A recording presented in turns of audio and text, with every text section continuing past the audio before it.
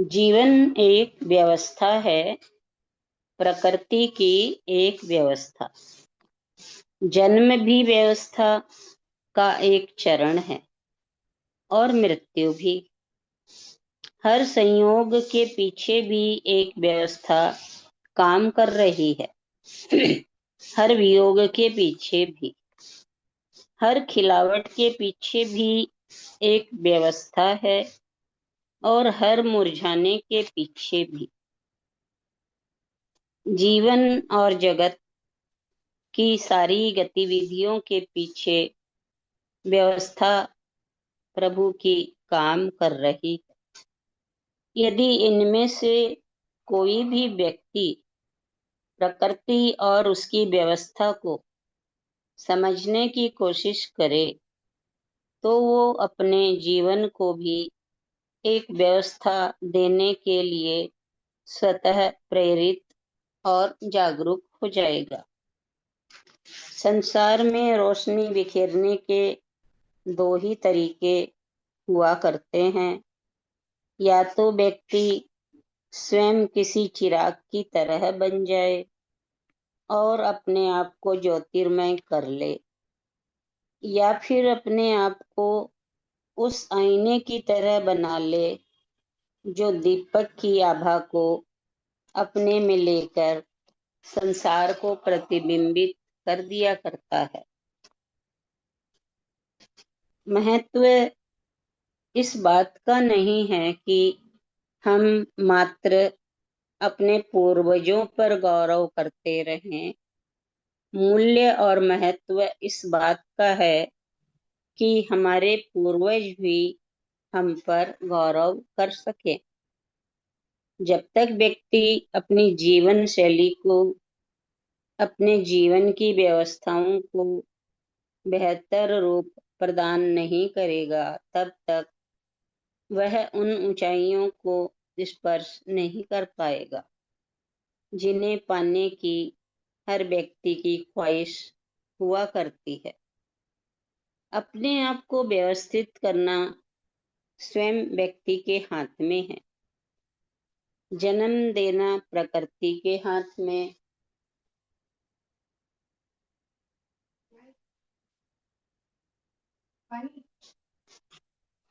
जन्म देना प्रकृति के हाथ में होगा, मृत्यु भी प्रकृति के हाथ में। पर जीवन को जीने की व्यवस्था देना स्वयं मनुष्य के हाथ में है। खुद को व्यवस्थित करना अपने आप में एक बहुत बड़ी साधना है, जबकि स्वयं को व्यवस्था विहीन रखना और बहुत बड़ी विराधना है। जीवन व्यवस्था अपने आप में अनुशासन का पालन है। हर पल के पीछे खुद का व्यवस्थित रहना बहुत बड़ी भूमिका निभाता है। विफलता का कारण हमारी दुर्व्यवस्था है।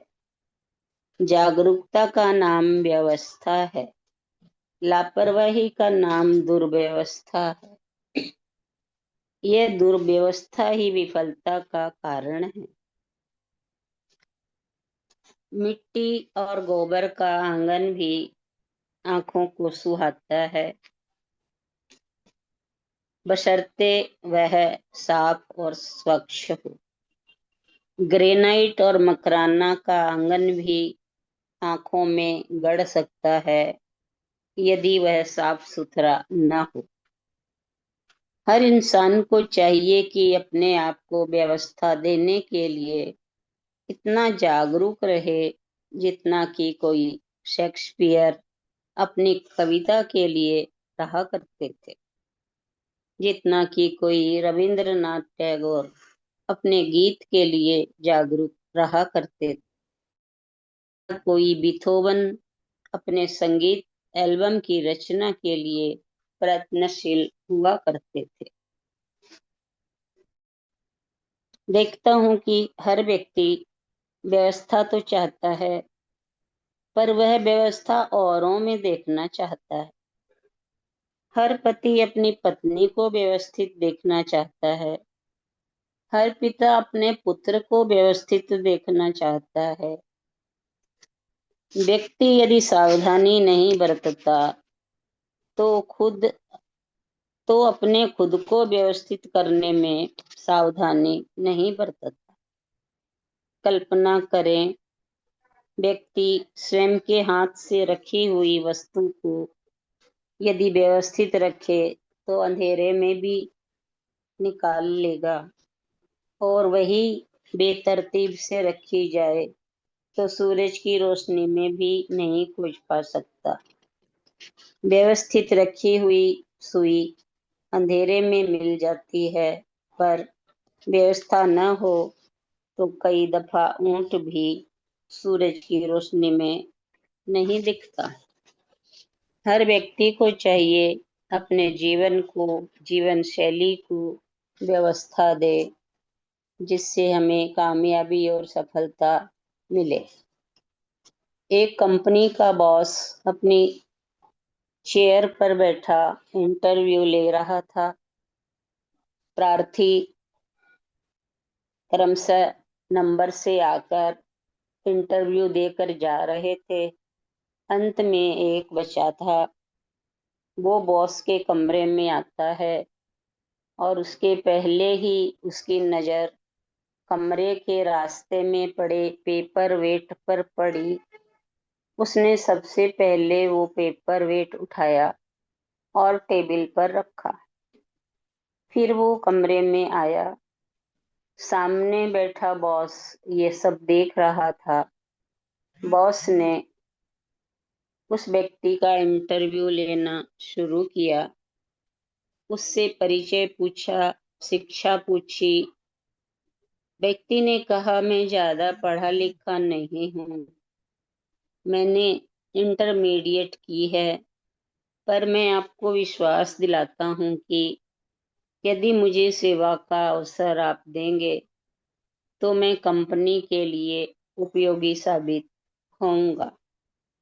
बॉस ने उस व्यक्ति को अच्छी तरह देखा और उसे नियुक्ति पत्र थमा दिया। 50 लोग इंटरव्यू देने के लिए आए थे, पर उनमें से उसका ही चयन हुआ।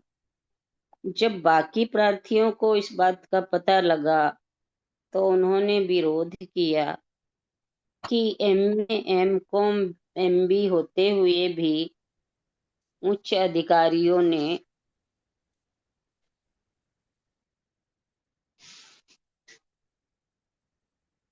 उच्च अधिकारियों ने व्यक्तियों के होते हुए भी कंपनी के मालिक ने इंटरमीडिएट व्यक्ति को नौकरी क्यों दे दी। बॉस ने जब ये बात सुनी तो उन्होंने कहा, मेरे लिए पढ़ाई का ही केवल मूल्य नहीं है, मेरे लिए महत्व इस बात का है कि व्यक्ति जीवन में कितना व्यवस्थित है।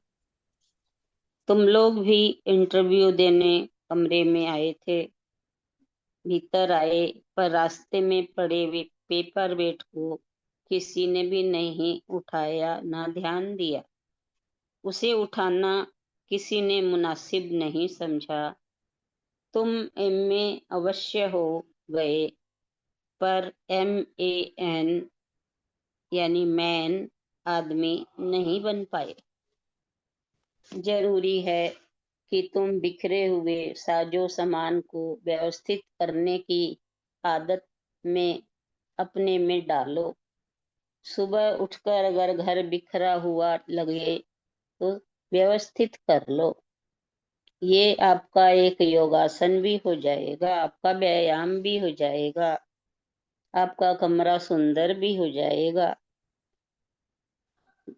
और अगर ऐसा नहीं करते हो तो आपका घर झोपड़ी से भी बदतर लगेगा। वहीं यदि अपने घर या कमरे को व्यवस्थित करोगे तो जन्नत का उदाहरण बन जाता है। इतना ही ले। बहुत